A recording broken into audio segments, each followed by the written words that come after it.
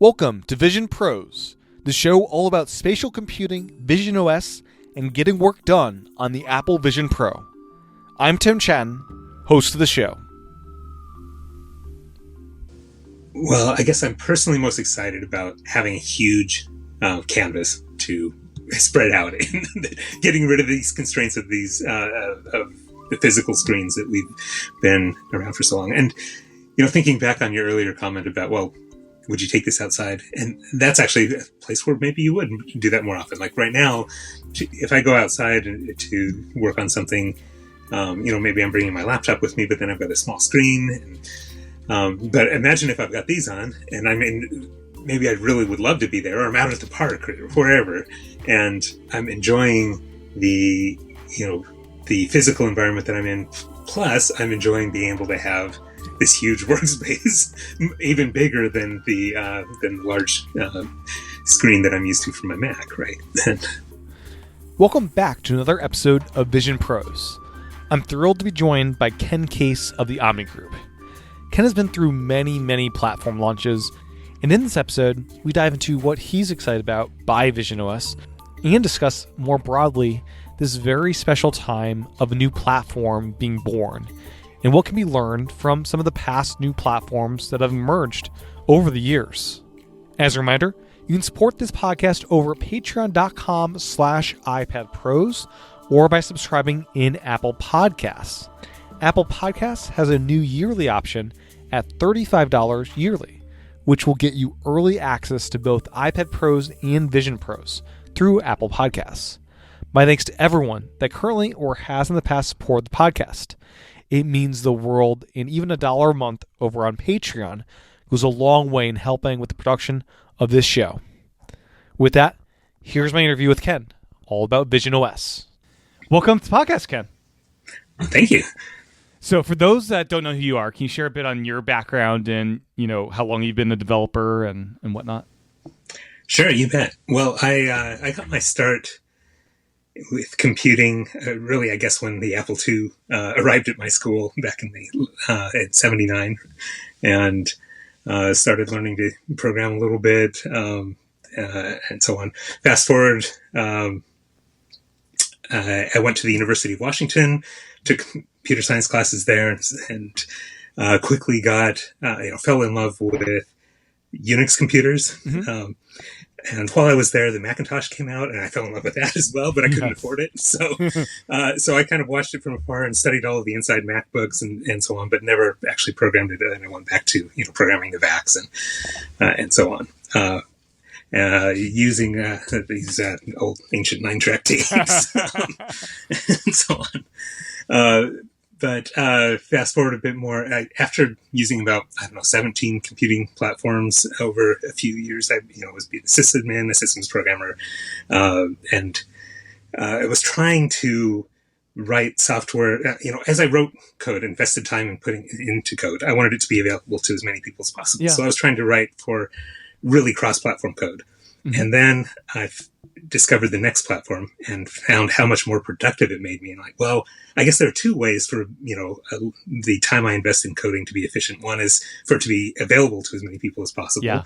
And the other is to have it be as efficient an environment as possible. And so I ended up going down that next path and never looked back. So next led me then to Mac OS X, to iPhone and iPad and Apple Watch. And Next Computing, Steve Jobs' brainchild when he was in his period away from Apple. How'd you kind of stumble upon Next? Was that in an educational environment? Yeah, so I was working for the University of Washington at the time. Okay. And Next went through a few different periods where they were targeting different environments, trying to figure out what market they could actually, stick in. And one of those markets was, one of the early choices was higher ed. And so they offered a bunch of Next computers for the lab there at the computer center. And I saw them as, I saw what the team that had accepted them was doing with them, and they were treating them kind of like Macintoshes, and you had to bring in your own media and reset as soon as you left, and so on. And I'm like, but these are great Unix machines. Let's hook them up to the mainframe as an NFS server, and let's give people their own student accounts on there, and really turn these into some great Unix workstations. And so that was how I first started. This was like next step 0.8, I guess, and Yeah. started adding, Learning App Kit, Right. which I still use today. So Paid off. Yeah. it's worked out. Yeah. Yeah. So when did the Omni Group take form in all this? Mac OS was out for a few years at this point, or I kind of forget when that all started. Sure. Yeah. So the Omni Group, we got together and we were already kind of working together around that university environment. This is back in '89, but then we started consulting for Next, working for them directly and helping them with some of their clients. Yeah. Like the William Morris Talent Agency and so on. And then we formed as a company in '92. Mm-hmm. That's when I registered OmniGroup.com. Yeah. It's as good a date as any, I guess. Yeah. Excellent. And for those that aren't familiar with your company, productivity apps, what are kind of the apps that you guys create? Yeah, you bet. So we make all sorts of one of our touchstone inspirations is Steve Jobs' quote from when he was at Next in the early years about how computers, help us be mentally more efficient. That he saw them as a bicycle for the mind, much like bicycles made us much more efficient animals for moving. Mm-hmm. That computers made us much more efficient animals for thinking. Yeah. And so yes, all of the products that we build are helping people be more productive in one way or another, and those products are OmniFocus. Which is basically software for busy professionals, and helps people kind of organize their lives. Omni Plan, which helps people by building project managers manage their manage projects. that seems a little redundant. Helps them by working with Gantt charts, big Gantt charts and PERT charts and so on. The sort of work that my dad used to do, and he worked for Boeing, and like when he was planning the helping schedule out the Saturn V or the Boeing 747, these big Gantt charts. That's the sort of stuff that OmniPlan is about. And then OmniGraphel is one of our most popular products, and that's diagramming software that we've had since the launch of Mac OS X. Yeah. Excellent. Yeah. And Omni Outliner is... it's kind of an Omni Outliner kind of gave birth to OmniFocus, which is a fun kind of thing. Yeah, absolutely. I shouldn't leave out Omni Outliner. I certainly am using it right now. I have like 50 open windows, but yeah. Yeah, excellent. Well, visionOS, a new platform, brand new platform, and a new paradigm in computing. And you've kind of experienced a bunch of them. You went from command line interface to GUI with, Apple to Mac, and then 2007 direct interface with touchscreens in the iPhone, then later the iPad and Apple Watch, and now eye tracking and hand gestures and spatial computing. It feels like that kind of moment again. Does it? Absolutely. Yeah. It's exciting to be here in this moment. I feel like it's a moment that we've kind of been waiting for a long time. I think there have been some important other steps along the way. Like I don't want to minimize the value of having a computer in your pocket that you have with you all the time that's connected to the internet, and then another one on your wrist later that starts tracking, your health and telling you when your pulse is going crazy or whatever. Yeah.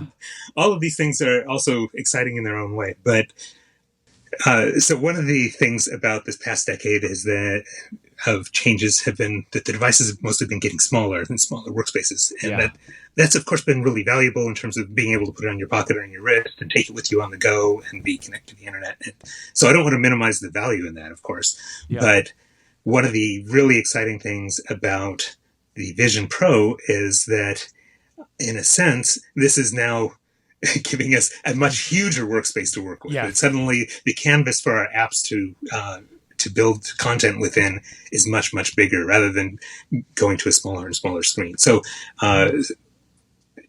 it feels very exciting to me from that point of view.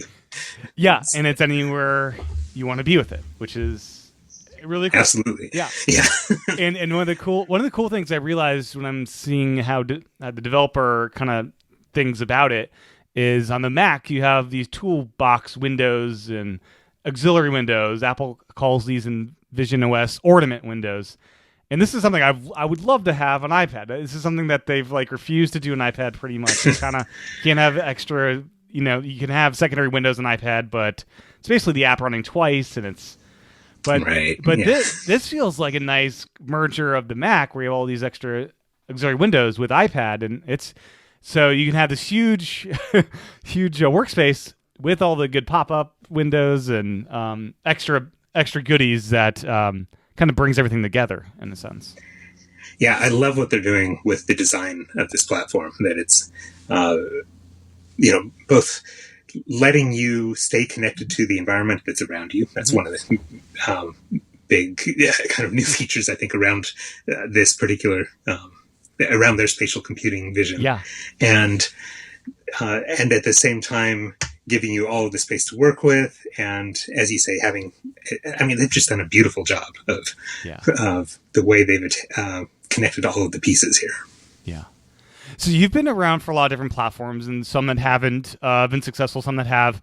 Do you have a sense of like, is it too early to tell if this will be a successful platform? It's kind of Apple's in a different era right now, where they're a much bigger company than they were back when the Apple Pippin was a gaming console that failed. It's a different kind of world, but what's your sense of all that? Yeah, that's an interesting question. One of the platforms, as I guess I just alluded to, the Next platform was never really a commercial success. No. In and of itself, but it planted the seeds that led to the success of macOS 10, of the iPhone, of the iPad, and the Apple Watch. Right? Yeah. So all of that, the technology and the steps we were taking and what we learned along the way, all still matter today. Yeah. And I think of this the same way, that I don't have a crystal ball that will tell me whether this will succeed or not, but I sure hope it does. And I want to invest my time in it, and I don't think it'll be a waste of time, even if it takes a while to get here. Yeah. I don't expect that this sort of change replaces the other environments right away. Mm-hmm. Much like the iPhone and the iPad haven't replaced my Mac. No. Right. They're different things that I use in different environments and different times. And I think I'm going to make a lot of use of all of these things. Yeah. And the balance remains to be seen, how it feels. And the balance at the very beginning of the platform, when it first launches, might be very different from how it feels a decade down the road, when the batteries are better and everything else, right? Yeah. So. And it's interesting. Each OS has spurred a lot of different form factors. Mac has desktops, all-in-one desktops, laptops. iPhone spurred iPad, Apple Watch, and many different form factors within those. So this, visionOS, I'm sure it will spur many different form factors, including pure augmented reality, and which is more stripped down from this more Apple Vision Pro, which lets you do both VR and AR. So I'll be curious to see the different form factors that emerge from this in the coming decades. Yeah, that'll be fascinating to see how it gets adapted to different scenarios. And of course, we've had, in science fiction, we've had things like sunglasses that you put on that do this stuff you carry around in your pocket. We may be a few years off from that kind of vision, but won't it be exciting when we get there? Right. Yes. Do you have any experience with other headsets, HoloLens, or is this a new world to you? Yeah. So I've been interested in, I guess, in 3D graphics and this whole space since, remember all those Unix platforms I was talking about. Yeah. One of them was Silicon Graphics in the IRA workstation. I had one of those that this has been for. I didn't get to have it on my desk all the time, but after everybody else went home, I got to play around on it. Live 3D stuff when that was very unusual. We didn't yet have any 3D hardware in any context, right? And so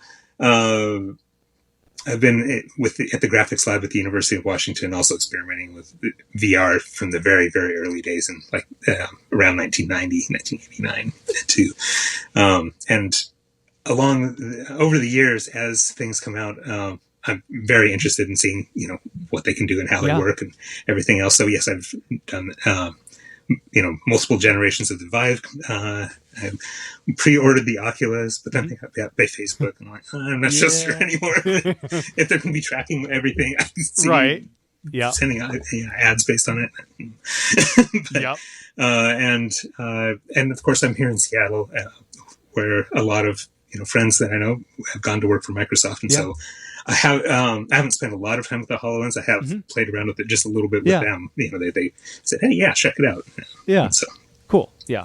No, it's a fun space. I have a PSVR 2, and I know how good that looks, and we're doubling the resolution from 2K per eye to 4K per eye, so it's going to be like I'm excited to actually get my hands and see what this is all about, the hardware wise. Yeah. Yeah, absolutely. Yeah. So we spoke back in 2010, very beginning of the iPad. You wrote this amazing iPad or Bust blog post, which it's now 13 years later. Do you have any reflections back at the birth of the platform, and now it's maturing quite a bit? I've got an external monitor up with a bunch of windows I'm talking to you on. It feels like a whole different platform at this point. Yeah. No, I'm really glad to see how it's matured over the years. I still use mine, every day.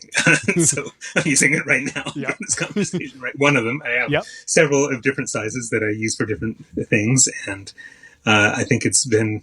I really liked the way that Tim Cook put it a few years ago when at the introduction of the iPad Pro, where he said, it's this transforming piece of glass, or a piece of glass that can transform to be whatever you want it to be, something along those lines. Yeah. And I think it's a great tool for that. When you want a very focused device, I think it's less, for me at least, I find it less good for multitasking than a Mac, and especially now that Apple Silicon has made its way to the Mac. Yes. For a while there, it was, always this balance of, well, if I take the iPad, the battery life's going to be better. It's a fast and so on versus allowed it. And now, on the latest business trip, I brought my phone and I brought my laptop, and I didn't bring the iPad because I knew I wasn't going to need it for that short period of time. Yeah. I think, it's still a very important part of my daily computing experience, I guess. Yeah. So, software. It's about constraints a lot of times. Each platform kind of has their own constraints. Apple Watch, very constrained. It's a very focused device to what you do there. iPhone, very constrained as far as screen space and dealing with iPhone SE back in the day. And the Mac has different constraints, but still constraints.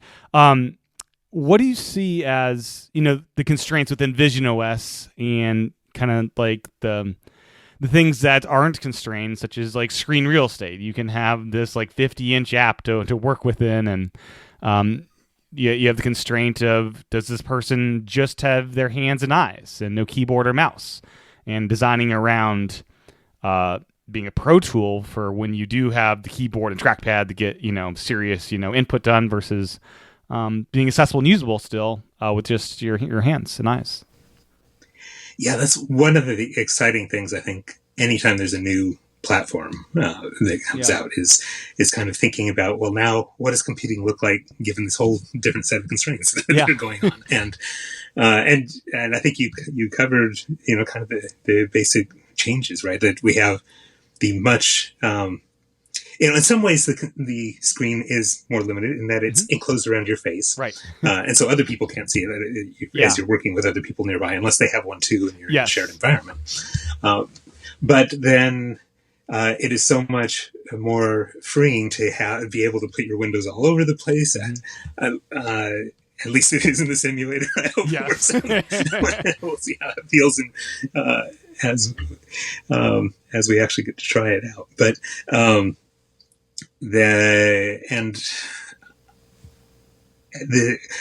of course, Apple tries to ensure that we don't require devices that aren't absolutely necessary on each new thing, right? So, like famously, the iPhone ditched the stylus, and the little tiny keyboard that like the BlackBerry had, and we're just going to do everything with touch, and that's it. You don't have to bring anything else. You've just got your phone in your pocket, and you can use it. And with these glasses, unlike say the Vive controllers that you hold in your hands, or the PlayStation controllers either.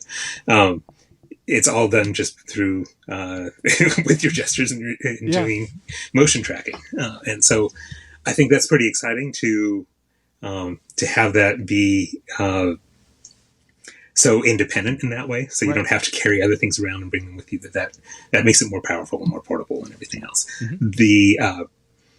At the same time, I do think if I'm going to want to get a lot of work done, I probably want a real keyboard. Yeah. And, depends on what my activity is. Maybe sometimes I'm going to want a game controller and to play a game in the space or whatever else. So I'm just excited to see where it goes.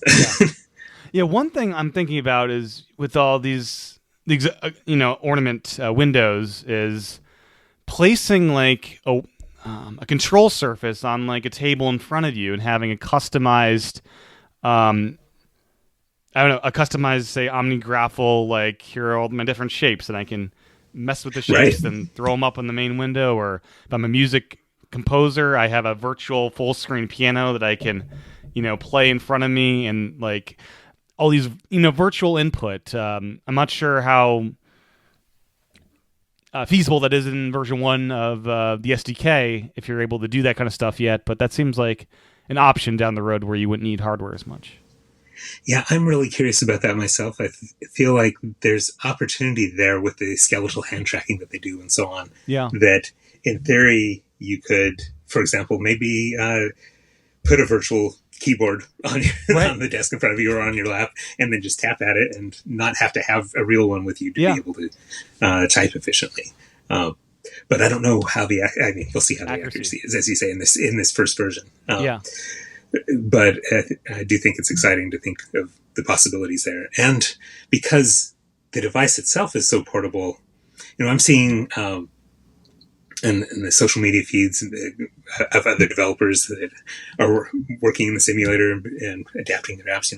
Like one of the examples is somebody's working on their sheet music app. Yes. And now you can sit down at the piano and have sheet music go as wide as you want, and you don't have to worry about flipping pages and about trying to find a stand that'll work and the constraints and so on. So. It would be kind of interesting if a music notation app could actually see a piano and translate that into their app, but I think the privacy thing locks out the camera entirely, so it'd have to be a digital overlay of a real piano, because they can't see the camera really.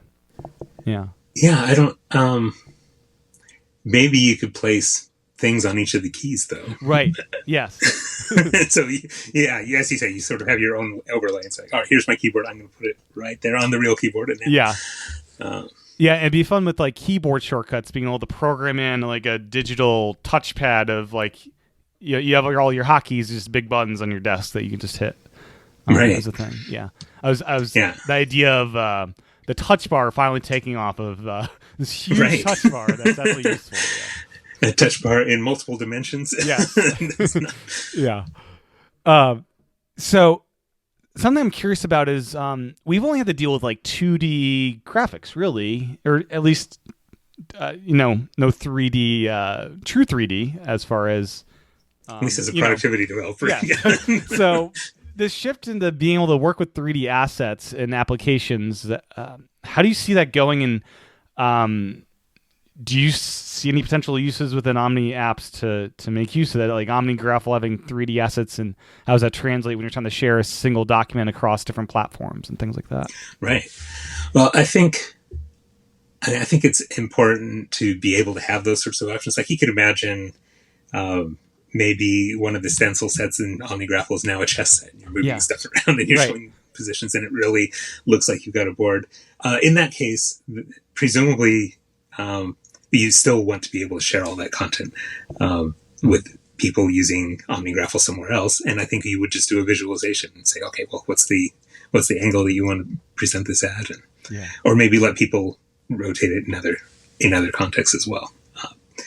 That said, I don't know whether that's the right thing to do with OmniGraph. I look forward to experimenting and kind of figuring out, okay, what makes sense, what doesn't make sense. Is that really the kind of content people want to build? Or do they want to use 3D in other ways? So it's still maybe 2D content, but the 2D content is now being, well, of course, first of all, unconstrained by the width of your screen, but also, like maybe one of the requests we've had, people have asked about having layers in OmniGraph that go off at angles, for example. Yeah. Right? And you can imagine saying, okay, I'm going to put this here and this other thing there. And as you slide things around, they're at different angles and use them that way. Or sometimes people do want 3D assets, not for 3D visualization, but just to have some really great assets that look like a hard drive or whatever. And, so they might pick an angle and then they might turn it in 3D for real, but then say, okay, now I'll flatten it down. And now it's just the flat image that goes into this, into the poster they're making or whatever. Yeah. Seeing layers it's a cool idea, because we deal with layers and you're hiding layers and, adding them back in. It'd be cool to just see them in a 3D space. Yeah. So spatial computing, this term Apple's been using. What do you see the potential of, leave, OmniFocus? You leave one OmniFocus window at your work desk and you're at home, you have different OmniFocus windows and it room scans, it remembers your different rooms. And do you see that as being something pretty powerful? I think so. I think there's, it remains to be seen where people are going to want to wear these things. Yes, right. So, but I could imagine walking into, where you do the laundry and seeing your list of things related to laundry that you need to get done. Or you walk into the kitchen and you see your shopping list or your menu or whatever. And all of those windows, the way it works in the simulator, at least, is you can just drag them wherever you want and leave them there and come back later and they'll still be there. Right. And so I certainly see a lot of, power and flexibility there. But again, I don't know, until we get a chance to actually live with these things. Is this something that I'm going to walk around the house with, really? Or is it something that I'll mostly use in a few specific locations and put it on there? And then, your office. Then when I'm done, I'm done. Right, your office or for entertainment. Or maybe entertainment, And something I see about this device is that they're very much pitched as augmented reality, right? And that seems to be its primary. You're still in the world, and people can interact with you and come into your world and all that. Right. It's not being cut off from the world that is actually around you. Yeah. Generally, except with when you turn that dial. Yeah. You don't have to, like in PSVR, the way I make sure I'm aware when people enter the room is I have, you're able to add the mic of the headset mixed into the sound of your headphones, so you can actually hear when doors open behind you. Right. People are talking. So that's been helpful. But outside of that, I'd be completely startled if someone came up and tapped me on the shoulder, I've experienced that before, yes. Yeah. So it'll be nice. Or a cat. Yes, sometimes. or a cat. Yep. I do wonder that ability of when someone enters your area, if animals like a dog would enter or is that only detecting people that would set that off? Yeah. I don't know. My sense was that it's just proximity things in general. If something's moving and it's near you, yes, you can be. If a ball is being thrown at you, that will enter your right. catch. Yes, yeah. So, something I'm curious about. Do you know, as far as developing an app like with OmniFocus, could you make a pure VR version, a VR version of OmniFocus, and you have these different environments you're working with in OmniFocus, or whatnot, and then twist that dial to scale back, the environment you created, which is all about OmniFocus, to something more suitable for multitasking and being in AR mode. Can a single app do that, or? I don't know the answer to that question. That's a good question. Yeah. I think, I don't know, I guess, what access we have as app developers around. I know we can create a completely immersive environment, and that environment still doesn't really block out the other world. Like if something, as you say, the ball's coming at you, it'll open a hole in your environment and show you, hey, here's reality that you might want to pay attention to. Right. But or somebody who just walks over and says hello. Yeah. But what I don't know is whether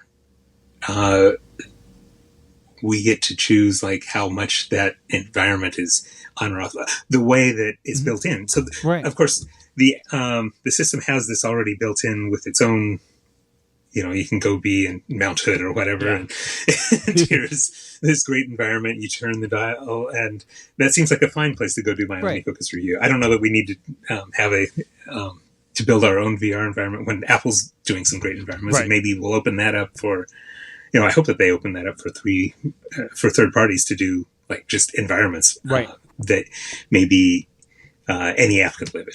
Yeah. And so it's not something that each app would have its own environment, but it's something where you can kind of pick and choose environments. Yeah. Maybe not for version 1 though. I don't know. For version 1, it seems it seems to make most sense as at least a starting point of doing the more augmented reality focused, where it's the floating windows versus the more volumetric stuff with your apps, just based on the need of multitasking with them and whatnot.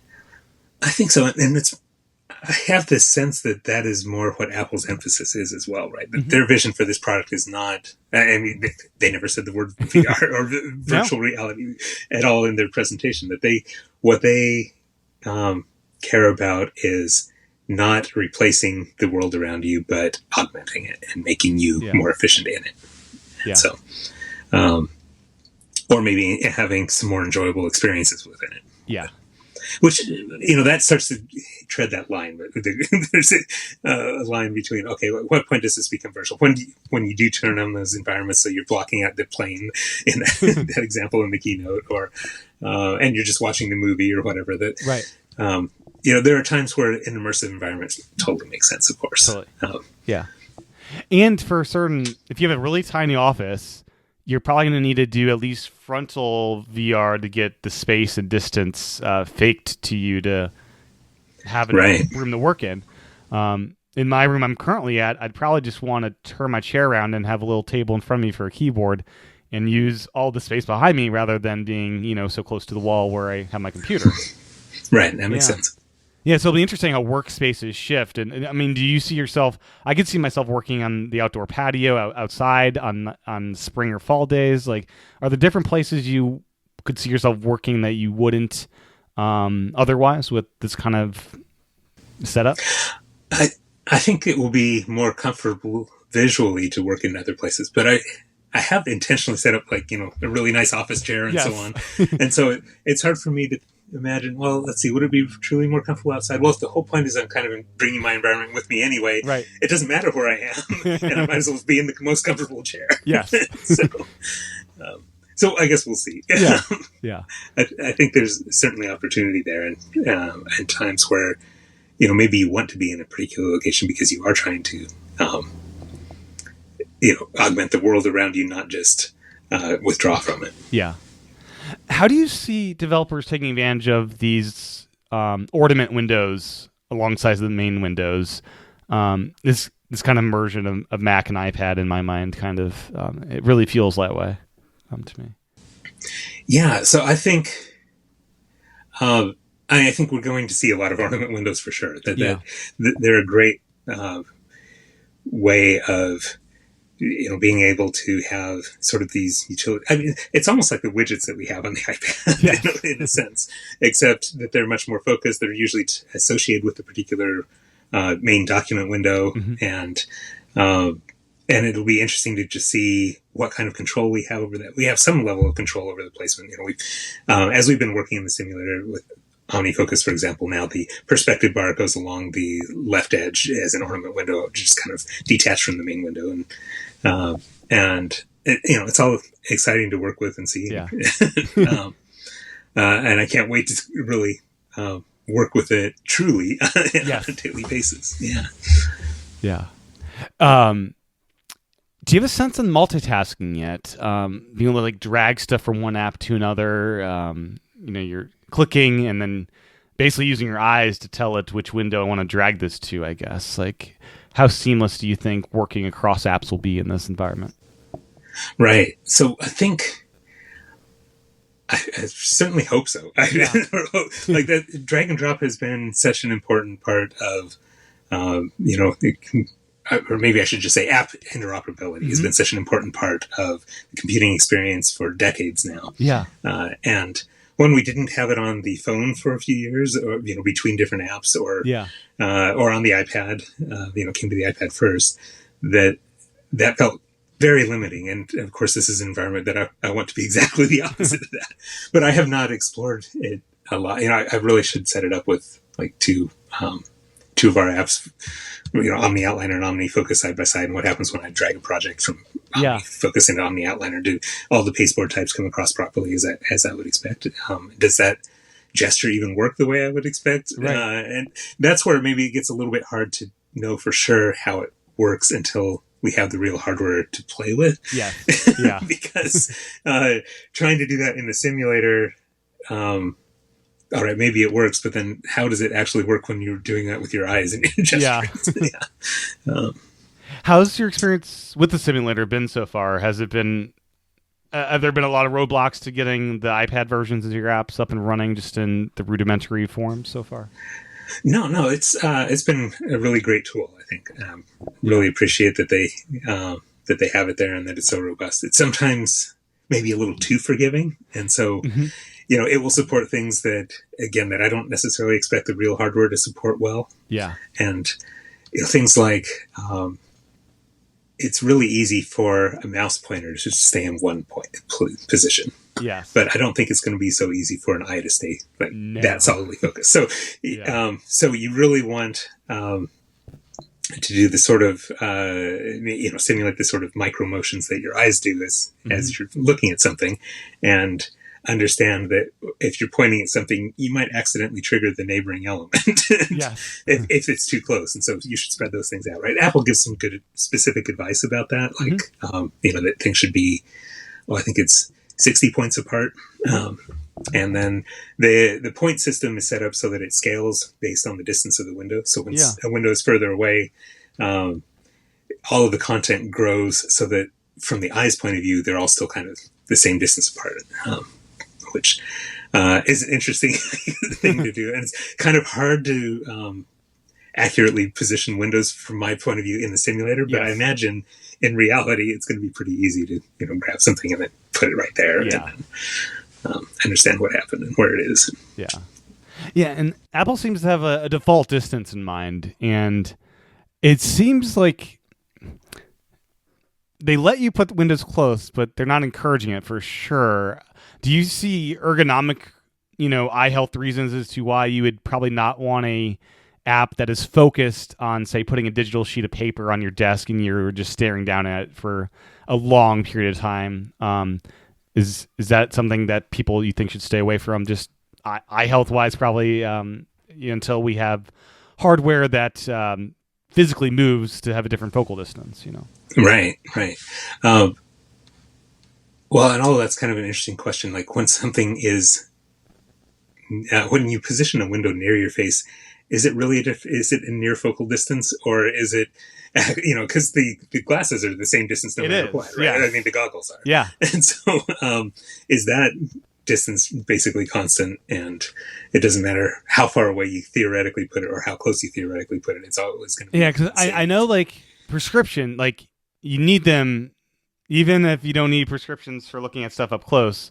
It's a distance prescription that you need to be able to see clearly within here, even for close-up stuff. So I have to imagine there is a focal distance in mind that it's mimicking to your eyeball and brain. And when it gets close, to your face, it virtually, I don't know. I'm not sure. We'll know, next year if that's uncomfortable. Yeah, I look forward to finding out. Yeah, we'll follow up on that when we next. Yeah. Which is why I see potential for surface and control interactions at your fingertips, where you're just kind of glancing down, versus perhaps doing all your work down there, but mainly focused in the distance a bit.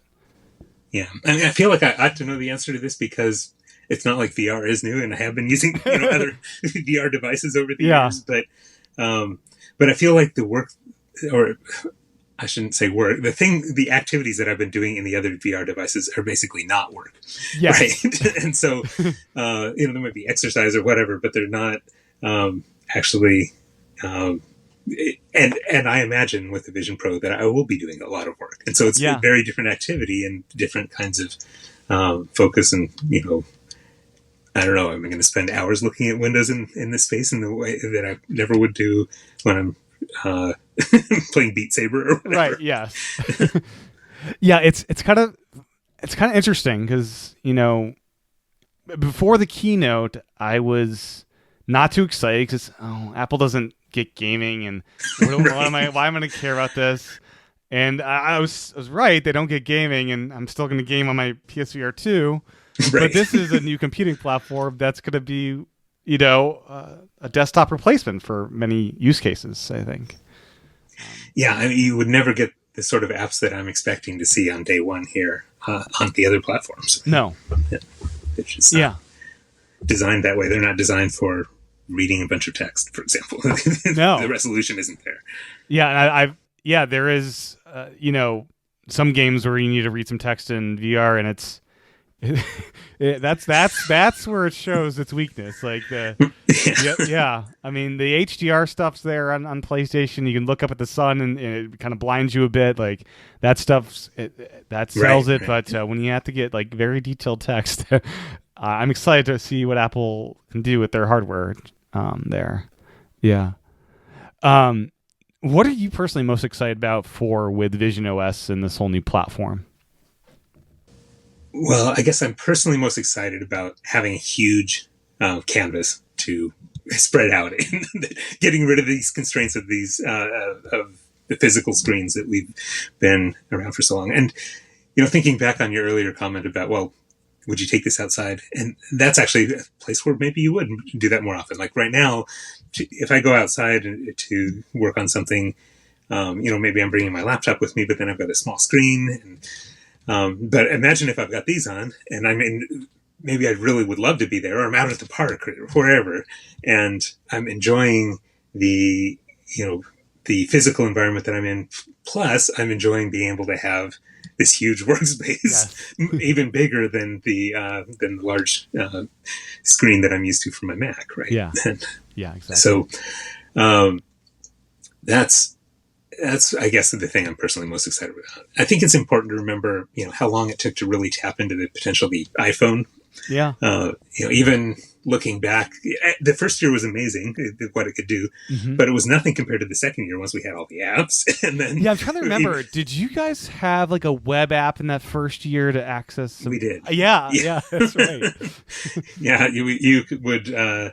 We would start up a web server from OmniFocus on the Mac. Yes. That your phone could then connect to and do a little bit of stuff on it. Yeah.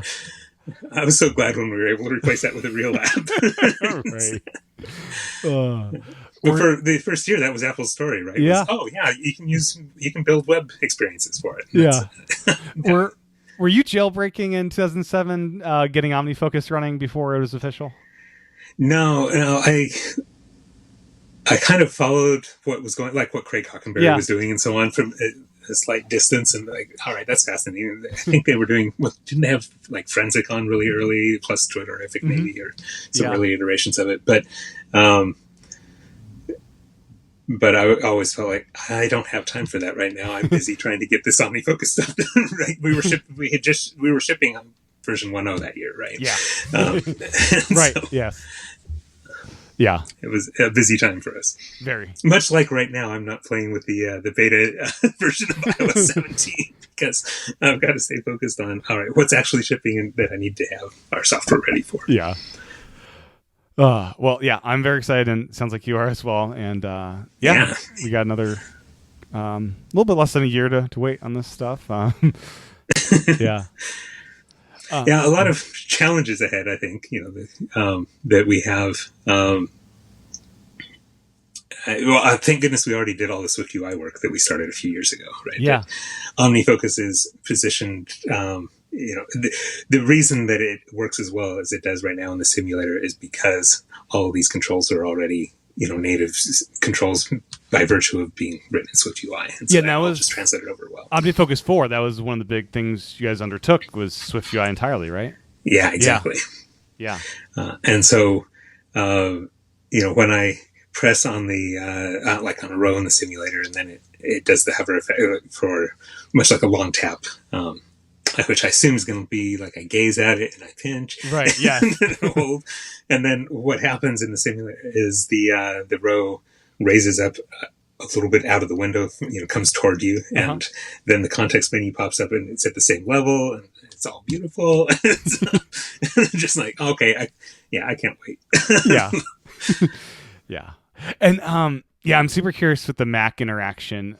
I'm curious if that evolves into, like, right now it's just showing you like an external monitor of exactly your Mac screen, but I'd love a future where you can just like pick what Mac app you want to run as its own instance and window, and you have several Mac pull apps. some windows out. Exactly, yeah. Spread them out, not have them be constrained by some virtual. Yes, yeah. Because, right now the Mac experience in visionOS will be constrained by that one screen versus each Mac app being its own screen, which is what I think we all want. Yeah, agreed. Yeah, it's like the difference between using screen sharing to a Mac versus back in the day, I guess I don't know if this maybe still exists in some form, like in the Linux world, but where X Windows was set up so that every app could project to a different display that you were running on a computer. And so each window was kind of being positioned on the other display instead of your whole screen working together. Now that had its own other problems. Right. Yeah. It did make things like drag and drop really super challenging or impractical or whatever. But I could imagine a world where I can have, I'm never going to have the horsepower, presumably my headset, that I can have in my Mac Studio on my desk. Yeah. And so I want that power. I want to be able to tap into it, and I want the flexibility of the display that I've got on my headset. Yeah. And then have them work together and be able to throw windows around. Again, this is just the beginning of the platform, so maybe what I'm thinking about is going to be a few years off. Right. I hope that somebody does it. If not Apple, then maybe a third party can build something that does that part of it. Yeah. And I do wonder, visionOS, it feels like, has potential to eventually replace a Macintosh for a lot of people. But as you said, the horsepower, that's one reason it'll stick around. How do you see it taking a while, or will Apple ever get like full Xcode running on visionOS versus just using the Mac version within visionOS? I've wondered that too. Yeah, because I've wondered that for years for the iPad as well. Right, yeah. It mattered especially before that Apple Silicon transition on the Mac side. But I'm starting to think maybe that's not the direction they're headed. That instead they're headed towards putting Xcode in the cloud. Right. And so you can do your programming all from the headset, and you don't have to have a Mac that is with you. But it's not that that you're carrying it around with you and running Xcode locally. It's that you now are, just like you interact with the web, you're interacting with Xcode out somewhere else. Yeah. Which is fine. Right. I would like it if it could be my cloud, not just Apple's cloud. Not a subscription. Well, I guess if you're already, if the $99 a year, whatever it is, covers it, that'd be great. But if it's anything more than that, that's another, Right. Yeah. Well, anything else before we wrap it up? Thank you so much. That's been great. Oh, thank you. Yeah, I really appreciate it. I think I would just say, obviously we're really excited about doing this. We still have OmniFocus 4 itself to ship for the other platforms. So I'm trying to, fortunately I don't have the hardware yet, so that helps me temper my the distraction level. The request to Apple to get your own headset for developers is now available, so you can talk about some recent news that of potential distraction. But I did write my essay and submitted it already. Because yes, I am that interested. But we have a lot of, we have all of the compatibility updates across all our platforms for this fall as well, of course, with iOS 17, iPadOS 17, and macOS 14, and then get all our apps ready for Apple Vision Pro. So there's some challenge. We approach it with some humility. I don't know what we'll be able to accomplish, but I would love, of course, to have stuff there as soon as we can get it there.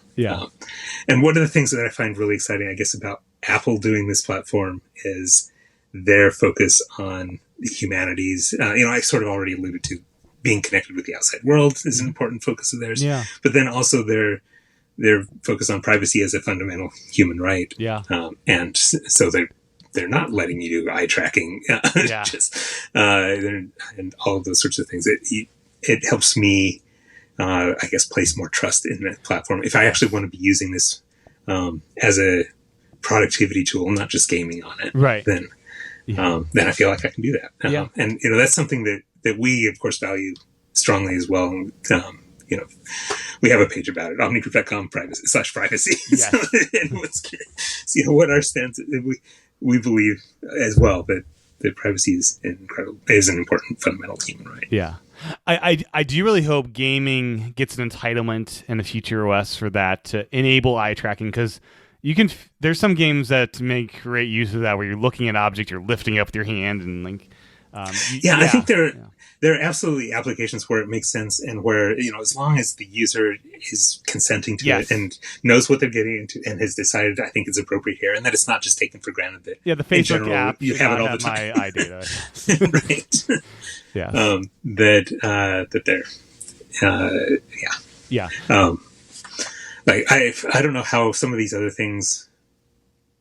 Maybe you'll use other tools for some of those things, like we use the stylus on the iPad sometimes, right? The Apple Pencil, but I'm curious. I will be curious if there'll be physical tools we use with this one day, like a stylus, even for like interacting on the table in front of you with to someone looking at you. You look like a crazy person, knobs that we turn and like different. Yeah, I wonder what the hardware accessory ecosystem will look like in 10 years for this thing. Yeah, absolutely. I would think that you'd want to be able to have your art app and not be constrained by the size of a screen anymore. Right. Artists' easels are typically bigger than most people's screens. Yes. And they're drawing across all this fun. And wouldn't it be great if you could do that in virtual space, in spatial computing reality? Infinite spatial canvas. I think that's the way. Do you have a sense yet of which Omni app would be the priority for day one if you can only ship one on visionOS next year? Or? So there's priority and there's what's closest to being ready. Because OmniFocus 4 just had all of this rewrite into Swift UI. I think it's the one that's most likely to be there on day one because it's already in Swift. So in Swift UI, exactly. Yeah. Very cool. Yeah. And it'll be cool to see what that product looks like next year at some point, to see this kind of, as we've been talking about, this merger of iPad design language with the Mac, the extra windows and stuff. It'll be fun to kind of see that, because it's a kind of a merger of the two. So it's gonna be fun to see what people come up with. Yeah, but I absolutely want the huge canvas is a big benefit to an app like OmniPlan or an app like OmniGraffle, right? Yes. Where you're already working with a big canvas of stuff and you're trying to build relationships between it. And if you can put it, back on the wall, and then another one here that you're editing, and invite other people to collaborate with you, and so on. This is all, there's a lot to do over the next decade. For sure. Yeah. Well, thank you, Ken. Really appreciate your time. Where can folks find more information about your awesome apps? Oh, you bet. So we're at OmniGroup.com, and from there, you can find links to our social media platforms and so on. I'm on Mastodon these days at kkcase at mastodon.social, and of course we have a bunch of Mastodon accounts for the Omni products at mastodon.omnigroup.com. Excellent. Well, thank you so much. Really appreciate your time, and I'd love to chat once we have Apple Vision Pros next year and your apps are on the out the door. Yeah, absolutely. I'd love to do this on the other side and look back. Okay, what happened? And now that we really have it, let's talk about now where do we think things will go. Thank you. Well, that's my discussion with Ken all about visionOS. Learn more about the Omni Group at omnigroup.com. My thanks to Ken for his time recording, and my thanks to you for your time and attention tuning in. As a reminder, you can support this podcast over at patreon.com/iPadPros or by subscribing in Apple Podcasts. My thanks to everyone that supports the podcast. With that, I'll talk to everyone again real soon.